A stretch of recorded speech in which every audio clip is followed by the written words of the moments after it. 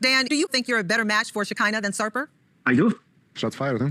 Dan is like, you know, a great person to. Oh my God. Give Dan. Sarper, you're talking to her like you're a coach. She's not one of your clients. She's your girlfriend. My Barbie, and I am her Ken. Our relationship dynamics. She loves to serve. Yeah, it makes me happy to serve him.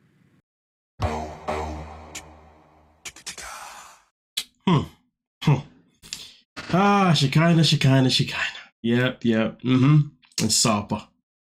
You know, to be honest with you, I don't know why Shekinah's friend has popped up, to be honest with you. He was literally in the episode for like a space of, I don't know, a couple of seconds. And all he did was try and shoot a shot. She shot him down and that's it. I find it quite disgusting, quite very desperate that this man is still willing to want to wait for her, or at least trying to beg for her, or at least trying to take her from another man. That is actually wrong. It's like, like, bro, like, if you're that much of a great man, then you'd have the dignity to understand that she doesn't want you. So therefore you'd grow up, you'd move on and find somebody else that actually wants you, rather than sit there, come on the tail publicly and have a note to your hand, pretty much saying that, you know, oh, I want you, because I'm a better match for you than he is for you. And here's the thing, whether or not that is true, where is your own self-respect? Why are you trying to chase someone that doesn't want you? You tried before, it didn't work. You then tried again and she denied you. She's now with somebody, whether their relationship is healthy or not, she still doesn't want you. And even if she wasn't with Sarper, guess what, buddy? She still wouldn't want you. Why are some people so desperate in this world? I don't understand. It's so unattractive. Honestly, I can't imagine any woman and any man wanting to be with somebody that literally has been chasing them. But you know what's so crazy though? On TV, like in movies and TV shows, you know, especially like in romance, rom-coms, they always have this storyline where the man has to go through this like trials and tribulation of chasing a woman. But if you do that in real life, that's called stalking. That is called disturbing someone's peace. You know what I mean? you can get restraint orders for that type of stuff. Maybe I'm going too deep into it now. I completely get it. I'm a bit triggered. It's just that I find people like him very, very concerning. Personally, I'm just like, ugh. But either way, though, it's just funny because when it comes to the relationship of Sarper and Shekinah, you know what? I've got to that stage now. I'm like, you know what, yeah? If it works for you too, it works for you too. You do you. If she's more than happy to be with a man that's going to control her the way she wants to be controlled, you know what? That's fine. If she believes that she's not being manipulated, that is fine. Let her have her happiness. But, despite the fact I say let her have a happiness, one thing that I can't agree with 100% is this. Question. How would you feel if your daughter ended up in a relationship exactly like this one? I consider this a healthy relationship, so I would be happy. Now that is definitely outrageous. Just because it works for you doesn't mean it will work for your daughter. 1000%. And also, let's not forget like how sometimes he can speak to you, sometimes he can say things to you that is just disgusting. You know, fair enough, you can say it's a language barrier, but would you want someone calling your daughter a B-I-C-T-H or a S-O-U-T or any other word that is just not nice? Nah. So listen, if you can handle this type of relationship, that is good for you, but to say that you'd be happy for your daughter to have it too, well, I guess some people like to live vicariously for their children. Look at it this way, smothered. Yeah, let's put it that way. Yeah. If you know what I'm talking about, then you know. That's obviously the other TV show where legit mothers live through their children's, it's just wrong. Dance moms, just wrong. Yeah. What would you do, babe, if I told you my number? Mm-hmm. No, babes. He doesn't want to know. He doesn't want to know. No, baby. We want to know. Sarper, do you know? Don't do it. Never do it. Yeah, tell us. He said even if it's 2, I don't want to know. Because he would view you as a whore if it was anything more than one. All right, listen, boom. Right now, they are questioning this man about his body count. You know, but the fact he's got over 2,000 women, right? And the question is, does he want to know what Holly has? Not Holly, sorry, Shekinah has. See, here's the thing. This is a very simple situation for me personally. For me personally, I'm never gonna have a conversation about body count. It's one of the most pointless conversations you could ever have. Because really and truly, why do I need to know how many people you slept with? And why do you need to know how many I've slept with? Like, what do we gain from that? I'll tell you what we gain from it. We gain a potential insecurity. We gain a potential negative side effect to our relationship.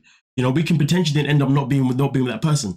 Everybody has a past. Okay, everybody has a past, and the thing is this. Sometimes for some people, their past doesn't necessarily define how they behave now. It's a big part of how they became who they are. But it doesn't mean it's a definition of who they are now. If it's like if they're now in a better place. I mean, listen, it'd be a damn shame, you know, if I was to meet a woman who had a certain body count that, you know, I guess is seen as outrageous, and then I was like, yeah, I can't do that because you've been with too many people. Is that fair? Is that fair?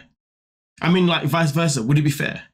And I understand that this is one of those topics that is very, very, you know, interesting for a lot of people. It really depends. But that's why I say to people, listen, if you get to know someone and you like someone, don't waste your time with a body count conversation, because it would be a damn shame if you decide to walk away because you didn't like the number that they told you.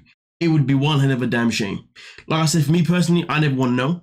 You know what I mean? And to be fair with you, at the same time, not only do I not want to know, sometimes I don't even want you to even mention anything that involves your past intimate life, to be honest. But sometimes when people talk, like some women, you be talking to them and they be saying certain things, and I'm like, damn, was your like what you know what I mean? You know, like when you start self-calculating yourself, you're like, you make it sound like you've been about. Still, you kind of make it sound like you've been in the streets for a minute. Like, what's going on? Like, that's what I'm really like. Yeah, I definitely don't want to ever know. I know I don't want to know anyway, but now I don't want to know. No. You know what I'm saying? Like, so I just think this whole body count storyline is being unnecessary, and I just think these guys are the cast members at the TO. For them to be like, yeah, we want to know, tell us, or tell him how many you got, whatever. It's like, nah, man, what's the point? What is the point? I mean, and let's be real. Once you find your person, really and truly, you want to see them as if you are the only person that's ever been with them. Really and truly. Once you are with someone you like them, you never want to think about their past, about who they may have been with before or what they've done with somebody else. You know what I mean? You want to take them for what they are, and you want to behave and pretend as if like you two have only ever been each other's lovers, and that's it. So for me personally, it's a petty, pathetic, childish conversation. But each is of their own. But then again, though, we are dealing with 90 Day Fiancé with a bunch of toxic people, so I'm not surprised that they all want to know, because they're all toxic people and they all love the drama. No, you would want me to destroy it. Why are you Tear taking it, that, by the burn way? it. I don't want to see it. Can you see it? Wait, what are the X's? X's one? Exes are... This is like so toxic. Is your penis still attached to your body?